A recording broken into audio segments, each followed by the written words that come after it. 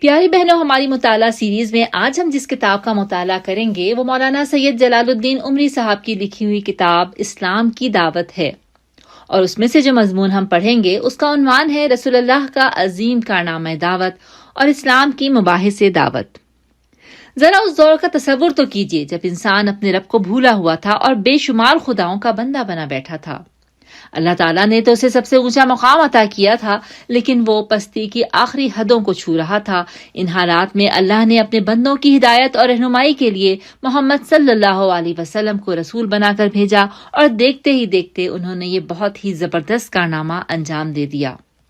محمد صلی اللہ علیہ وسلم کی دعوت بندگی رب کی دعوت تھی، یہ انسان کی رفعت اور عظمت کی دعوت تھی۔ وہ اپنی حیثیت سے بے خبر تھا، آپ نے اسے اس کی صحیح حیثیت سے آگاہ کیا۔ اس کے چاروں طرف جھوٹے خداؤں کا ہجوم تھا، آپ نے اسے بتایا کہ خدائی کا مقام یہاں سوائے ایک خالق ارض و سما کے کسی کو حاصل نہیں ہے، اور یہ کہ جو شخص زندگی بھر غلط راہ پر دوڑتا رہے اس کے بارے میں یہ توقع بیکار ہے کہ وہ کسی اچھے انجام سے دوچار ہوگا، اور یہ کہ انسان کے لیے صحیح روش یہ ہے کہ وہ اس کائنات پر سوائے خدا کے کسی کے اقتدار کو نہ مانے اور نہ کسی کو حاکم و معبود خیال کرے۔ محمد صلی اللہ علیہ وسلم کی یہ دعوت وقت کے چلتے ہوئے نظام کے خلاف اعلان جنگ تھی۔ اس کا مطلب یہ تھا کہ تمام خداؤں کی خدائی ختم کر کے صرف ایک خدا کی حکومت قائم ہو جائے، اسی کی بندگی ہو، اسی کی پرستش کی جائے، اسی کا قانون چلے، اسی سے خوف کھایا جائے اور اسی سے امید لگائی جائے۔ رسول اللہ صلی اللہ علیہ وسلم کی یہ دعوت بجلی بن کر اپنے ماحول پر گری۔ اس دعوت کو جس نے بھی سنا اس کی طرف متوجہ ہو گیا۔ اس کے زور اور قوت کو اس کے مخاطب لوگ بالکل نظر انداز نہ کر سکے۔ انہوں نے محسوس کر لیا کہ یہ ایک زبردست پیغام ہے جس کے اثرات بہت دور رس اور بے حد گہرے ہوں گے۔ اس خطرے کو محسوس کرتے ہی باطل خداؤں نے رسول اللہ صلی اللہ علیہ وسلم کے خلاف صف آرائی شروع کر دی اور اس دعوت کے مقابلے کے لیے میدان میں آ گئے۔ آپ صلی اللہ علیہ وسلم کو اور آپ کے ساتھیوں کو اتنی سخت رکاوٹوں اور آزمائشوں سے گزرنا پڑا کہ خدا پرستوں کے سوا کوئی ان کی تاب نہیں لا سکتا تھا۔ یہ افراد کے درمیان مال و دولت کا جھگڑا نہیں تھا، یہ قبیلوں کی باہمی چپقلش اور نزاع نہیں تھی، یہاں کسی گروہ کے اقتدار پانے اور کسی گروہ کے اقتدار سے محروم ہونے کی بحث بھی نہیں تھی، بلکہ یہ کشمکش اس دعوت کی وجہ سے تھی کہ انسان اللہ واحد کی عبادت قبول کر لے اور دل و جان سے اس کے سامنے جھک جائے۔ آپ صلی اللہ علیہ وسلم کی دعوت سخت مخالفت کے باوجود نہ صرف پھیلتی جا رہی تھی، بلکہ اللہ کا کلمہ بلند کرنے کے لیے اسے خود باطل کی اگلی صفوں سے ہی سپاہی فراہم ہونے شروع ہو گئے تھے۔ اس طرح محمد صلی اللہ علیہ وسلم کی زیر قیادت ایک ایسی امت تیار ہوئی جو دنیا کی تمام امتوں اور جماعتوں سے بالکل مختلف تھی۔ یہ کوئی تاجروں کا گروہ نہیں تھا جو اپنی تجارت کو فروغ دینے کی کوشش کر رہا ہو، بلکہ یہ اللہ کے وفاداروں کا گروہ تھا جو دنیا کو اس کی عبادت اور اطاعت کی دعوت دینے اٹھا تھا، اور اپنی جد و جہد میں اس سے کم کسی چیز پر تیار نہ تھا کہ انسان غیر اللہ کی بندگی کو چھوڑ کر اللہ کے دین اور اس کی بندگی کو قبول کر لے۔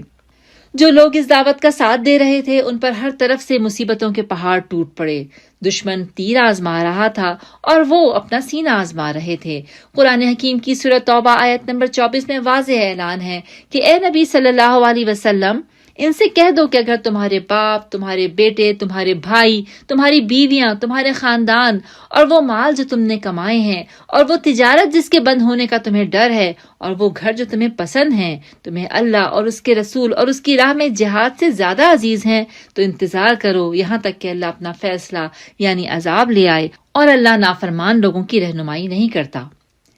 اس دعوت کو 13 سال کی مدت گزری تھی کہ خدا پرستوں کو حکم دیا گیا کہ اب وہ ظالموں کی بستی چھوڑ دیں، چنانچہ انہوں نے اپنی وہ بستی چھوڑ دی جس کے در و دیوار سے انہیں محبت تھی۔ یہ اللہ کی راہ میں ہجرت تھی۔ دوسری طرف نئی بستی نے والہانہ جوش و خروش کے ساتھ ان کا خیر مقدم کیا اور اللہ کا دین ان کے درمیان پھیلنے لگا۔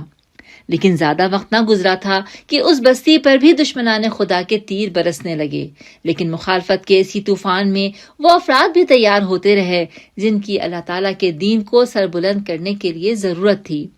وہ آزمائش کی بھٹی سے گزار کر کندن بنائے جا رہے تھے۔ جب ان برگزیدہ نفوس کی ایک جماعت تیار ہو گئی تو قرآن نے ان سے کہا کہ اب وقت آ گیا ہے کہ زمانے کی رفتار بدل دی جائے اور دین حق کی فتح و نصرت کا کارنامہ انجام پائے۔ اٹھو، اپنے ہاتھوں سے یہ کارنامہ انجام دو۔ دنیا تمہاری منتظر ہے اور اللہ تمہاری مدد کے لیے تیار ہے۔ تلوار اٹھانے کی یہ اجازت ان لوگوں کو دی گئی تھی جو اللہ کا کلمہ بلند کرنے کے لیے میدان میں آئے تھے، تاکہ انسان کو یہ حق ہو کہ وہ آزادی کے ساتھ اللہ کی بندگی کرے، اور اللہ کے بندے اس وجہ سے نہ ستائے جائیں کہ وہ اس کی عبادت کر رہے ہیں اور اس کا دین پھیلانا چاہتے ہیں۔ اس طرح عرب کی سرزمین پر وہ جنگ لڑی گئی جو دنیا کے سب سے بڑے انقلاب کا پیش خیمہ ثابت ہوئی اور جس نے تاریخ کا رخ بالکل موڑ کر رکھ دیا۔ دنیا نہیں جانتی تھی کہ اللہ تعالیٰ کا دین قائم کرنے کے لیے بھی جنگ کی جاتی ہے، کفر اور شرک کو مٹانے اور فتنہ و فساد کو ختم کرنے کے لیے بھی جان و مال کی قربانی دی جاتی ہے۔ اس جنگ میں ایک طرف حق کی سربلندی چاہنے والے تھے اور دوسری جانب باطل کے غلبے کے آرزومند۔ اللہ تعالیٰ کا وعدہ تھا کہ اس جنگ میں اس کے دوست کامیاب ہوں گے اور اس کے دشمن ناکام، چنانچہ اس کا وعدہ پورا ہوا اور دنیا کی کوئی طاقت اس فتح کو نہ روک سکی۔ مکہ کی پہاڑیوں سے حق کی جو آواز بلند ہوئی تھی وہ اب آہستہ آہستہ پورے جزیرہ نمایاں عرب میں گونجنے لگی، باطل کا زور ٹوٹ گیا اور اللہ تعالیٰ کے دین پر عمل کرنا آسان ہونے لگا۔ قرآن مجید میں یہ بات وضاحت کے ساتھ بیان ہوئی ہے کہ اللہ تعالیٰ کے رسول دنیا میں شہادت علی الناس کا فرض انجام دیتے ہیں۔ اس معنی میں اللہ کے رسول صلی اللہ علیہ وسلم کو گواہ قرار دیا گیا ہے۔ قیامت کے روز بھی قوموں کا فیصلہ اس شہادت کی بنیاد پر ہوگا۔ سورہ نساء کی آیت 41 اور 42 پر ارشاد باری تعالیٰ ہے، پھر سوچو اس وقت کیا حال ہوگا جب ہم ہر امت میں سے ایک گواہ لائیں گے اور اے نبی صلی اللہ علیہ وسلم تمہیں ان لوگوں پر گواہ کے طور پر پیش کریں گے۔ رسول اللہ صلی اللہ علیہ وسلم نے اللہ کے دین کو بغیر کسی کمی بیشی کے انسانوں تک پہنچا دیا۔ اس کے بعد آپ صلی اللہ علیہ وسلم اس دنیا سے تشریف لے گئے، لیکن جو دین آپ صلی اللہ علیہ وسلم کو اللہ تعالیٰ کی طرف سے ملا تھا وہ آج بھی اپنی صحیح شکل میں موجود ہے اور قیامت تک موجود رہے گا۔ اب یہ اس دین کے ماننے والوں کی ذمہ داری ہے کہ اسے دنیا کے سامنے پیش کریں۔ اگر وہ اس فرض کو ادا کریں گے تو اللہ تعالیٰ کے محبوب ٹھہریں گے، اور اگر اسے انہوں نے بھلا دیا تو اللہ تعالیٰ کے ہاں اس کی سخت باز پرس ہوگی اور اس کی گرفت سے کوئی چیز انہیں بچا نہیں سکے گی۔ سورۃ البقرہ آیت نمبر 143 میں اللہ تعالیٰ فرماتے ہیں، اور اس طرح ہم نے تم کو امت وسط بنایا ہے تاکہ تم لوگوں پر گواہ ہو اور رسول تم پر گواہ ہو۔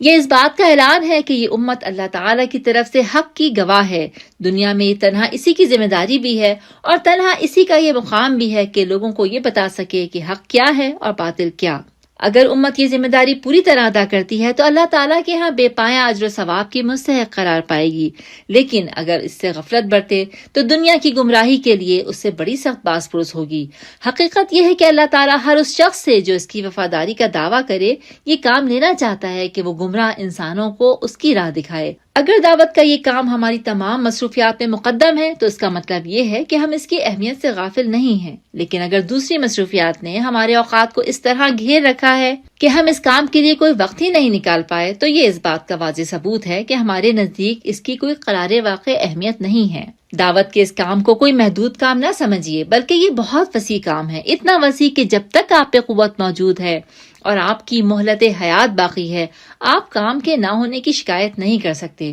دنیا کا ہر نظریہ اپنے ماننے والوں کے لیے عمل کے بہت محدود حلقے فراہم کرتا ہے جن میں وہ اپنی توانائی صرف کرنا چاہتے ہیں، لیکن ایک مومن اسلام کا داعیہ اور مبلغ ہے، اسے ان سب لوگوں تک یہ دعوت پہنچانی ہے جن تک ابھی یہ نہیں پہنچ سکی۔ یہ کام کبھی اس کو چین سے بیٹھنے نہیں دیتا۔ جو کچھ اس کے اختیار میں ہے اور جن ذرائع کو وہ استعمال کر سکتا ہے اسے استعمال کرنا چاہیے۔ دعوت کے اس کام میں آپ کو وقت کے جدید ترین نظریات کا بھی مقابلہ کرنا ہوگا اور قدیم خیالات کا بھی، رسم و رواج کے پرستاروں سے بھی لڑنا ہوگا اور آزاد خیالی اور بے راہ روی کا رجحان رکھنے والوں سے بھی۔ دنیا کے ہر کام کے بارے میں انسان سوچ سکتا ہے کہ وہ اس سے جلد فارغ ہو جائے گا، لیکن اس میدان میں بڑی سے بڑی کامیابی کے بعد بھی انسان کو یہی نظر آتا ہے کہ اس نے جو کچھ پایا ہے وہ اس کے مقابلے میں بہت کم ہے جو ابھی اسے حاصل نہیں ہو سکا۔ جب اس طرح کا کوئی گروہ موجود ہوگا تو دنیا دیکھ سکے گی کہ اسلام کس قسم کے انسان تیار کرتا ہے اور ان کو کیسی سیرت اور کیسا کردار عطا کرتا ہے۔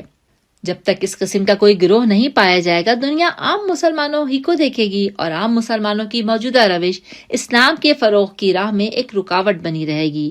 مسلمانوں کے کسی گروہ کو اسلام کی نمائندگی کے لیے تیار کرنے کا مطلب یہ نہیں ہے کہ عام مسلمانوں کی اصلاح آپ کے دائرے کار سے خارج ہے، بلکہ یہ وہ قریب ترین ہدف ہے جو آپ فی الحال حاصل کر سکتے ہیں۔ اسلام سے زیادہ فطرت سے ہم آہنگ دنیا کا کوئی نظریہ نہیں ہے۔ اگر یہ محنت انسانوں کو اللہ تعالیٰ کے عذاب سے بچانے اور اس کے دین کا تابع بنانے کے لیے کی جائے تو یہ دلکش منظر بھی آج ہماری نگاہیں دیکھ سکتی ہیں۔ اسلام کی دعوت کا تیسرا رخ یہ ہے کہ اسلام کو غالب کرنے کی سعی و جہد کی جائے۔ اس کے لیے اگر کوئی مختصر تعبیر تلاش کی جائے تو شاید وہ تعبیر یہ ہوگی کہ انسان اپنے آپ کو پوری طرح اللہ کے حوالے کر دے اور اس کی مرضی کے مقابلے میں اپنے اختیار سے بالکل دستبردار ہو جائے۔